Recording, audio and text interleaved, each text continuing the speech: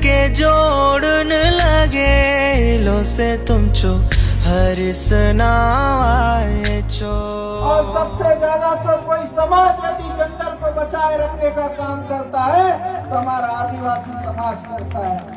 आज एक संकल्प लेते हैं, आने वाले दशकों में हम कड़ी मेहनत करेंगे। हमारे सामने जो पिछड़ापन लगा हुआ है हमारे समाज के आगे, उस पिछड़ापन को दूर करने के लिए हर माध्यम से एक दूसरे की सहायता करेंगे और आगे बढ़ते जाएंगे तो एक दिन देखेंगे कि भारत माता का सेवा करने वाला कोई समाज सबसे आगे दिखेगा तो आदिवासी समाज होगा। आज मुझे यकीन है आने वाले समय में हमारा आदिवासी समाज सबसे ताकतवर समाज बनकर उभरेगा। हमारे बच्चे अच्छी शिक्षा लेंगे तो सिर्फ रोजगार नहीं पाएंगे बल्कि देश में नीति बनाने वाले भी बनेंगे। और आदिवासी बनाम दूसरे समाज की लड़ाई भी छत्तीसगढ़ में खड़ा किए जाने लगा है।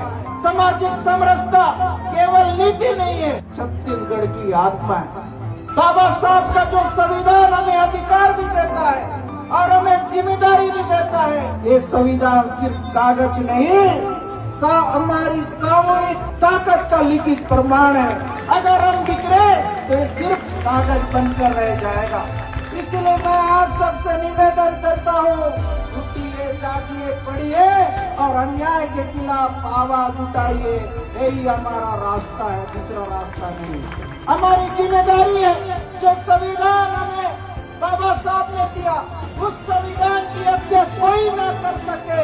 इसलिए एकजुट होकर हमको लड़ने की जरूरत है और हमारे समाज को बचा के रखने की जरूरत है। मैं कुछ सपने देखता हूँ हमारे समाज के लिए। आदिवासी संस्कृति को केवल नाच गाने और मेले तक सीमित नहीं रखना बल्कि भारत के मुख्य धारा से जुड़ना चाहिए और भारत के इस विकास यात्रा को मजबूत करने के लिए भारत में आदिवासी पहला प्रधानमंत्री बनेगा। और छत्तीसगढ़ के गौरव को बढ़ाने के लिए मैं आप सबसे ये निवेदन करता हूँ, आइए छत्तीसगढ़ को एक ऐसा बनाए कि आने वाले पीढ़ी हम पर गर्व कर सके। और आप सबसे निवेदन करता हूँ, छत्तीसगढ़ की परिकल्पना के लिए एक साथ मिलकर एकजुट होकर हम आगे बढ़ते चलेंगे। ये हमारी जिम्मेदारी है, ये हमारा दायित्व है और हमारा हक है।